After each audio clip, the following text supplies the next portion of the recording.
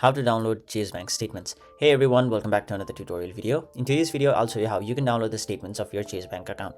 So to do that, first of all, open up the Chase Bank's app on your mobile device and simply log into your account. Now once you've logged in, your homepage will look somewhat like this, where you'll have to basically select the account of which you'd like to open the statements of or download it.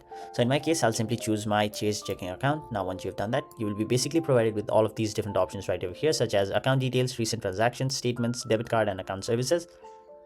Tap on the option which says statements.